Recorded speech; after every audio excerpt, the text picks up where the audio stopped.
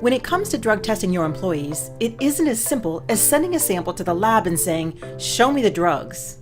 Drug testing doesn't work like that. It can only test what you tell it to test for. That means you need to decide ahead of time what drugs you want to include in your tests. But how do you do that? For starters, if you have employees mandated by the Department of Transportation, DOT, you have one option: to do a 5-panel drug test, which, like its name suggests, looks for 5 drugs: amphetamines, including ecstasy, cocaine, cannabinoids, PCP, and opiates. And by opiates, we mean organic drugs that come from the poppy plant, illegal drugs like heroin and opium, and legal prescriptions such as codeine and morphine. Feel like this list is missing something? Well, for testing not mandated by DOT, you can choose to test for more drugs.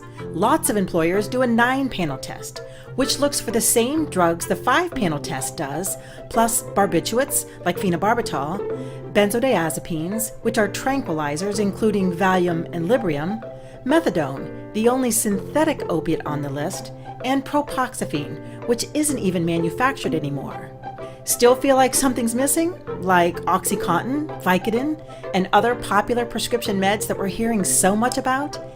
These drugs are painkillers, just like codeine and morphine, but they're not organic. They're synthetic, similar to methadone that's included in a 9-panel test. To test for these types of painkillers, you need to do what's called an expanded opiate panel, which requires asking your drug testing vendor to add extra synthetic drugs to what you're already testing for. Typical drugs on an expanded opiate panel include oxycodone, oxymorphone, hydrocodone, hydromorphone, and fentanyl. Only with this expanded panel are you testing for those highly abused pain meds like OxyContin and Vicodin. Remember, the test only tests what you tell it to test for. So the first thing you need to know is what you're already testing for, and it's a good idea to get that list in writing from your drug testing vendor. Then talk with your vendor, ask questions, clearly articulate what you're interested in purchasing. And of course, don't forget that it's vital to have a medical review officer in the testing process, especially when it comes to prescription medications. This protects employees from testing positive for medications they're taking legitimately and appropriately, and protects you, the employer, from finding out medical information you might not have a right to know.